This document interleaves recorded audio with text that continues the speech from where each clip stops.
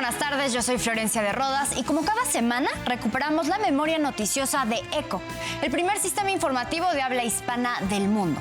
Empezamos con la transmisión del 11 de julio de 1991. Ana María Lomelí y Guillermo Ortega informaban sobre el eclipse total de sol que ocurría ese día, además de una denuncia de expertos internacionales sobre el desarrollo de armas nucleares por parte de Irak y el llamado de Estados Unidos para que Bagdad dejara de hacerlo. También daban a conocer detalles sobre las cumbres de líderes de Iberoamérica y las palabras del entonces presidente de Honduras, Rafael Leonardo Callejas, al periodista Jacobo Zabludovsky. Esta es la narración original.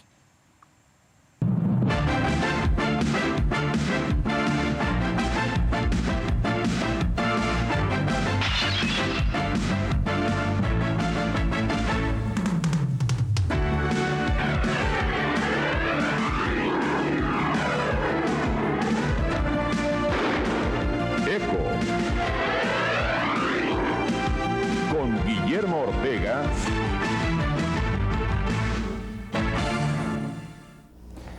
Bueno, estamos transmitiendo, como decíamos, en vivo y en directo desde Teotihuacán.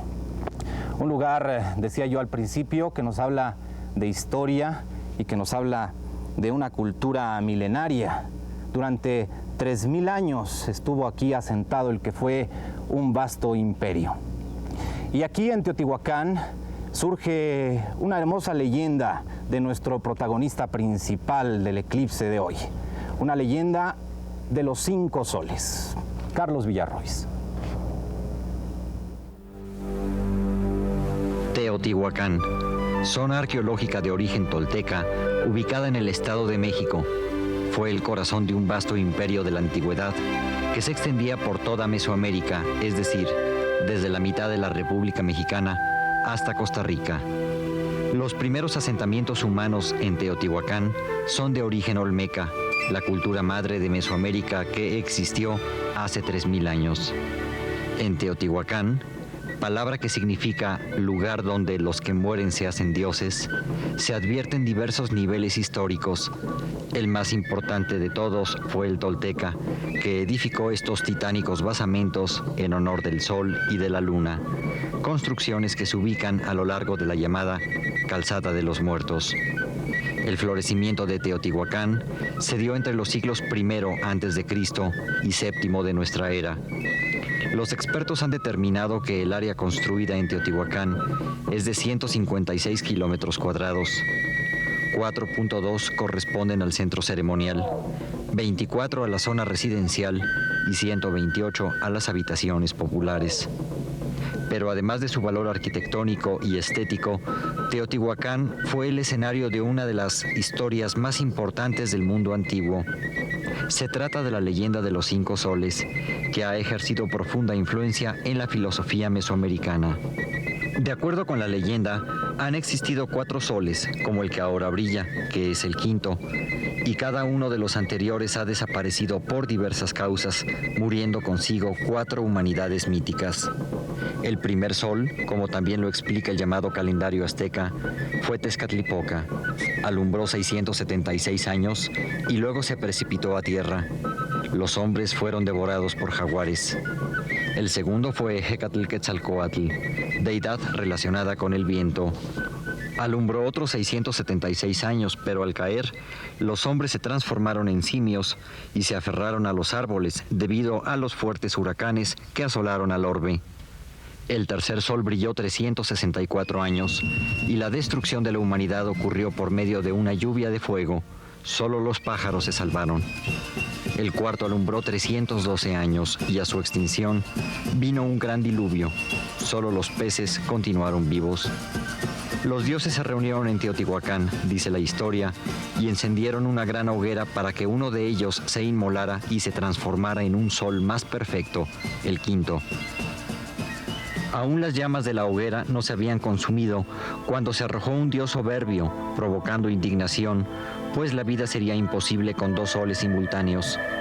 Por un momento, 2 soles alumbraron la tierra, pero un sabio dios arrojó sobre el segundo un conejo que cruzaba por el campo y este, al impactarse, opacó su brillo. Por eso, la luna es representada como un conejo dentro de un círculo. El eclipse total de sol representa el enfrentamiento mítico entre estas dos divinidades prehispánicas, el sol y la luna. Contemplar el eclipse en Teotihuacán significa, de alguna forma, la continuación mágica de esta leyenda, porque aquí, en Teotihuacán, nació el quinto sol, y aquí también, por unos minutos, el astro rey cederá su esplendor a su rival eterno, la luna. La noche proclamará la victoria parcial de las tinieblas, pero una corona de fuego anunciará a los hombres que el eclipse no es la derrota solar, sino un momento de reposo. Luego volverá la luz y sus rayos caerán sobre Teotihuacán, el mismo lugar donde el más humilde de los dioses se arrojó a la hoguera, para que con orgullo recordemos que quienes aquí moramos somos el pueblo del sol. Bueno, por eso mencionábamos, por todo lo que hemos escuchado en este reportaje de Carlos Villarrois, se confirma a través de lo que nos decía el hecho de que este lugar está lleno de historia, tiene una vastísima cultura, pero también está cubierto de un halo de magia. El sol y la luna, protagonistas de hoy, se les rindió honor desde las culturas antiguas de México a través de estos basamentos piramidales.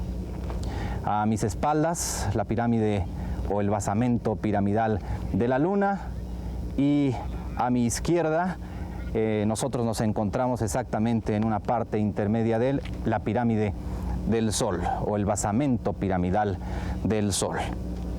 Con motivo del eclipse, que ha despertado una gran expectación en el mundo entero, se desplazaron hasta México 2 centenares de científicos prácticamente de todo el planeta. Desde el estado de Nayarit será lanzado un cohete equipado con instrumental que permitirá registrar información sobre el tamaño y la intensidad del Sol y sobre todo de las misteriosas partículas que rodean al gran astro, el Sol. Ana María Lomelí preparó un reportaje en el que nos va a ampliar los detalles acerca de las experiencias científicas que se tendrán durante el eclipse.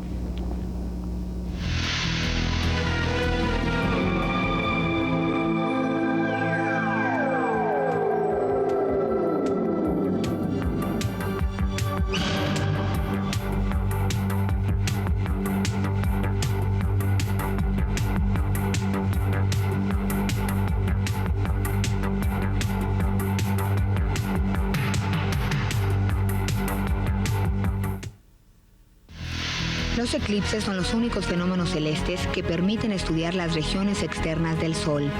Con el fin de observar el eclipse de Sol que hoy cruzará gran parte de la República Mexicana, se encuentran en México entre 150 y 200 científicos de todo el mundo. Algunos viajaron al estado de Baja California a un campamento que cuenta con todas las comodidades y facilidades para los astrónomos. Uno de los experimentos de la jornada, quizá el más importante, estará a cargo de científicos mexicanos y norteamericanos. Se trata del lanzamiento de un cohete que permitirá registrar información sobre el tamaño y la intensidad del Sol y de las misteriosas partículas que lo rodean. La misión se llevará a cabo en una localidad cercana a Santiago Ixcuintla, Nayarit. La Armada de México, en coordinación con el Ejército Mexicano, la Secretaría de Comunicaciones y Transportes y autoridades municipales y estatales, establecieron una zona de seguridad con el fin de que se realice el experimento con las máximas medidas de seguridad, tanto para el personal que intervendrá en el lanzamiento como para la población en general. Se cerró un área de 100 metros a la redonda del sitio de despegue de la nave. Adicionalmente, el área de protección se extendió 25 kilómetros a lo largo de la trayectoria que seguirá el aparato. Además, se suspendió completamente la navegación aérea y marítima dentro de la zona de trayectoria y de seguridad. El lanzamiento del vehículo Viper 3A, de nombre Mexcal-Titán, cumplirá una misión de investigación programada por la Universidad Nacional Autónoma de México, la Comisión Intersecretarial para el Eclipse y el Instituto de Tecnología de Florida, Estados Unidos. El cohete enviará un radiómetro de imagen especial durante el eclipse a una altitud de 90 kilómetros y una serie de observaciones y estudios de la corona solar y de la composición del polvo que rodea el Sol. El cohete viajará a una velocidad mayor a 5 Mach, que equivalen a 6.000 kilómetros por hora. Solo en 3 segundos habrá viajado más allá del rango de visibilidad. En ese punto, la base con la carga útil se separará y viajará solo hasta alcanzar una altitud de 84 a 90 kilómetros. Al desprenderse la etapa de propulsión, esta caerá en tierra y será recuperada por el personal de infantería de marina que ha sido designado para ello. Mientras tanto, el cohete será vigilado por los buques de la Armada de México que ya se encuentran en el área donde caerá, aproximadamente a 22 kilómetros con dirección al oeste del punto de lanzamiento. Según Ernest Fisher, de la compañía constructora de la nave y conductor de lanzamiento, el experimento podría marcar el ingreso de México a la investigación científica internacional.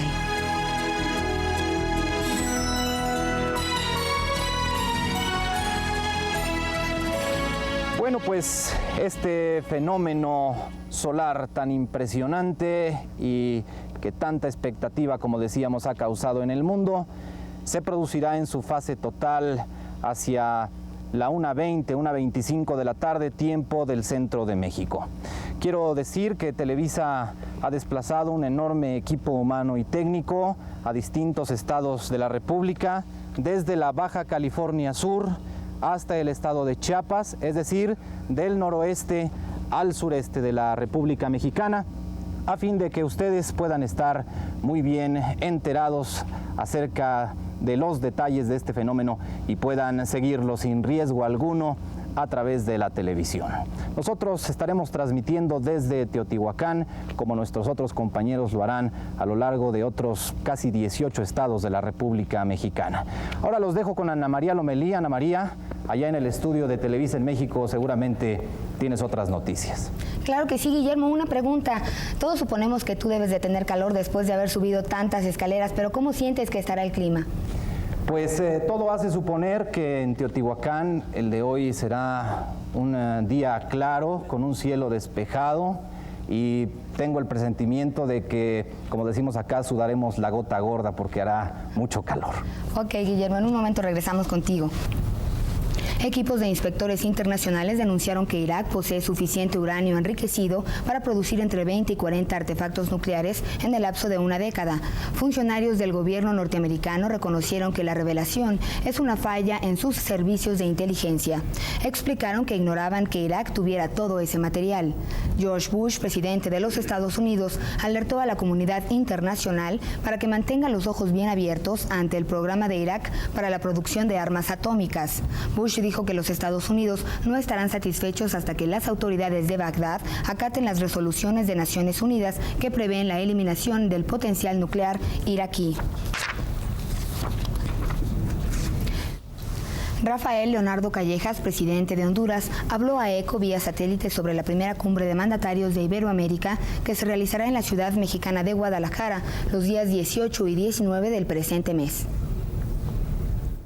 Señor presidente, ¿podría usted decirnos cuál es su intención y si trae algún programa especial para la Junta Iberoamericana de Guadalajara? Voy a Guadalajara con extraordinarias expectativas. Esta es una reunión excepcional en la que vamos a compartir con los presidentes del continente americano y los jefes de gobierno de España y Portugal. ¿Qué significa esto? En primer paso, una definición de solidaridad, de respeto, de comprensión, verdaderamente un encuentro entre nosotros mismos hacia la búsqueda de una nueva dimensión y una insertación clara de América en el nuevo mundo del milenio. Es realmente una reunión que conlleva un sentido de hermandad, y yo voy lleno de profundas esperanzas que de esta reunión de presidentes hispanoamericanos podamos concretar lo que se está esperando de todo un pueblo hermano, y es las opciones que podemos plantear en la definición del destino del continente. Lógicamente, don Jacobo, que no hay propuestas concretas, porque nuestro objetivo es expresar nuestra visión. ¿Cómo vemos a América? La América del año 2000.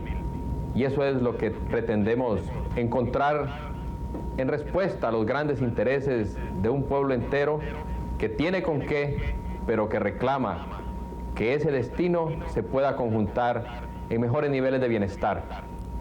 Señor presidente, los próximos días 15 y 16 de este mes, es decir, la semana próxima, los presidentes de América Central se reunirán con el de Venezuela para firmar un tratado de libre comercio. ¿Tiene esto que ver o es un antecedente de lo que va a ocurrir en Guadalajara? Por supuesto. Yo percibo que lo que hicimos en Tuxtla Gutiérrez, lo que estamos realizando en la integración centroamericana, la respuesta de los países del Cono Sur y su zona de libre comercio, la iniciativa del presidente Bush, el liderazgo claro del presidente Salinas, implica una realidad, una América económica y comercialmente unida, y en base de ello, respetando nuestras soberanías, por supuesto, y nuestras identidades nacionales, estructurar programas que signifiquen que el continente americano en su conjunto podrá hacia el futuro constituirse en una zona económica conjunta que tiene lógicamente implicaciones extraordinarias en el nuevo mundo. Estamos de regreso.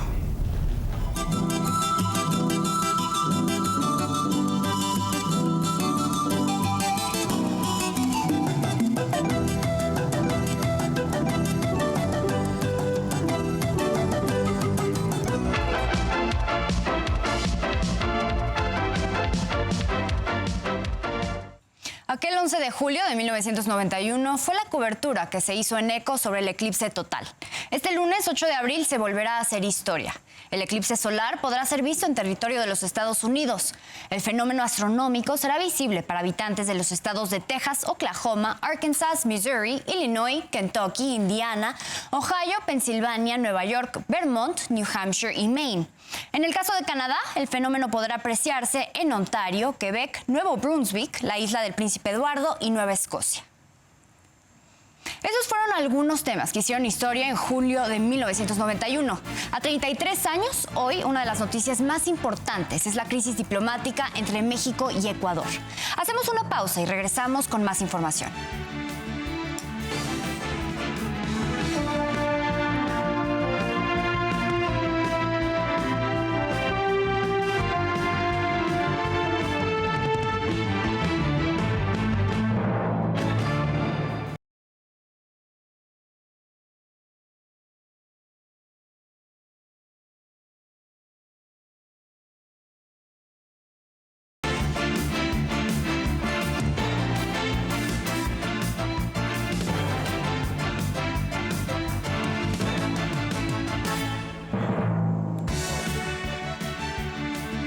De regreso. Y anoche, fuerzas especiales de la Policía de Ecuador irrumpieron de forma violenta en la Embajada de México en Quito.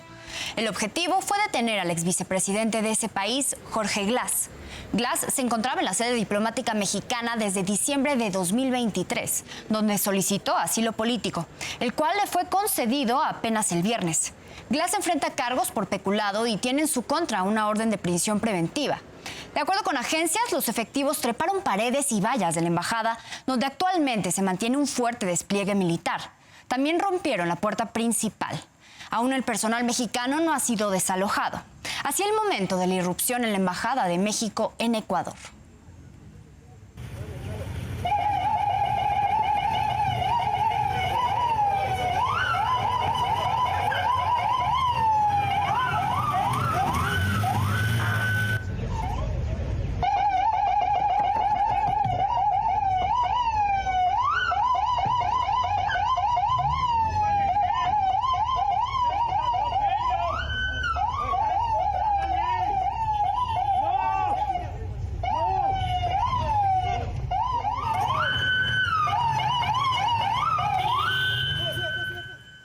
Precisamente Roberto Canseco, el encargado de la Embajada Mexicana en Quito, Ecuador, narró que cuando se disponía a salir del espacio consular, la policía ecuatoriana irrumpió en el lugar. Aseguró que defendió el honor y la soberanía de México. Sin embargo, se encontraba indefenso ante los agentes, quienes entraron por la fuerza. En las imágenes se puede ver a Roberto Canseco corriendo detrás de una camioneta cuando un oficial lo empuja y otro lo abraza para someterlo hasta que es derribado y cae al suelo. Este es el momento de la agresión al diplomático mexicano. Es una persona perseguida. como lo podemos constatar el día de hoy. ¿Han dado aviso ya a las autoridades en México? No, no me han dejado hacer nada. Estoy totalmente indefenso frente a este grupo. No puede ser, no puede ser. Esto no ha sucedido en los peores casos. ¿Cómo pasaron estos minutos? ¿Cómo vivió usted el ingreso? Vimos qué estaba pasando. Estábamos por salir. Y de repente nos encontramos con policías, con ladrones que entraron en la noche en la embajada. Esto es algo totalmente inaceptable. Defendí el honor y la soberanía de mi país. Ante estas acciones, México rompió relaciones diplomáticas con Ecuador. Así lo dio a conocer la secretaria de Relaciones Exteriores, Alicia Bárcena, a través del siguiente mensaje, le leo textual. En consultas con el presidente Andrés Manuel López Obrador ante la flagrante violación de la Convención de Viena sobre relaciones diplomáticas y las lesiones sufridas por el personal diplomático mexicano en Ecuador, México anuncia el inmediato rompimiento de relaciones diplomáticas con Ecuador. Y precisamente desde la capital de Ecuador nos informa Jefferson Díaz, corresponsal de N+. Jefferson, ¿qué tal? Muy buenas tardes. ¿Cómo sigue la situación de nuestra embajada allá en Quito? Sí, todavía hay un despliegue policial y militar importante en los alrededores de la embajada de México aquí en Quito, pero estamos esperando las declaraciones ahorita a las 4 de la tarde de hora Quito de la canciller ecuatoriana Gabriela Sommerfeld, que indicará cuál es el próximo paso de la diplomacia ecuatoriana en este problema que se genera entre México y Ecuador.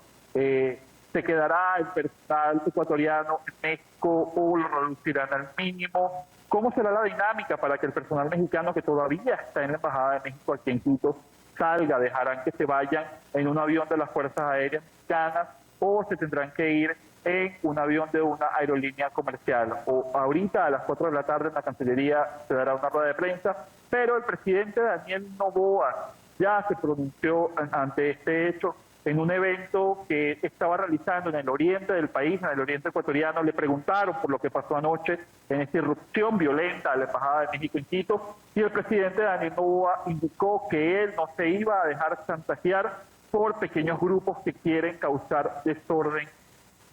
Hay que recordar que este país desde enero vive un conflicto de guerra interno, y es a partir de ahí donde el gobierno ecuatoriano se ha agarrado o ha justificado ciertas acciones que ha realizado aquí en el Ecuador. Así que ya tuvimos una primera reacción del presidente Daniel Noboa. Ahora esperaremos qué dice la canciller ecuatoriana Gabriela Sommerfeld en esta rueda de prensa para saber cuál es el nuevo paso en esta ruptura de relaciones diplomáticas entre México y Ecuador. Jefferson, sin duda una situación complicada la que se está viviendo en estos momentos, en este conflicto diplomático entre México y Ecuador. Estaremos muy atentos a esta conferencia de prensa y el traslado justamente del personal mexicano ya de regreso a nuestro país. Muchísimas gracias por el reporte, estaremos muy atentos. Muchas gracias a ustedes. Y en otros temas, esta semana en la ciudad palestina de Deir al-Balá, 7 trabajadores humanitarios de la World Central Kitchen murieron tras un ataque armado por parte del ejército de Israel. La Media Luna Roja recuperó los cuerpos que posteriormente fueron enviados al cruce fronterizo de Rafah para su traslado fuera de Gaza. 4 de los trabajadores eran extranjeros y 3 palestinos. Su labor consistía en proporcionar alimentos a la población en la franja de Gaza. World Central Kitchen precisó que suspenderá sus operaciones en la región después de este ataque y responsabilizó al ejército israelí de lo ocurrido. El primer ministro Benjamín Netanyahu admitió que el ejército israelí mató a los 7 trabajadores de la organización humanitaria World Central Kitchen, aunque no de forma intencional. Finalmente, el gobierno israelí admitió que confundió el vehículo donde pensó iban terroristas de Hamás. לצערנו ביממה האחרונה היה מקרה טרגי של פגיעה לא מכוונת של כוחותינו באנשים חפים מפשע ברצועת עזה. זה קורה במלחמה, אנחנו בודקים את זה עד תום, עומדים בקשר עם הממשלות ונעשה הכל כדי שהדבר הזה לא יישנה שוב. Casi de manera simultánea, el ejército israelí reconoció que cometió un grave error al matar a 7 trabajadores humanitarios de la World Central Kitchen.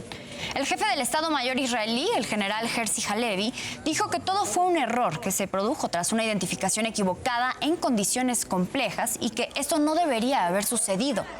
Poco después, el portavoz de las Fuerzas de Defensa de Israel, Daniel Hagari, especificó que la muerte de los trabajadores humanitarios de la World Central Kitchen, ocurrida en la Franja de Gaza, será investigada por una entidad independiente, el Mecanismo de Investigación y Evaluación de Hechos.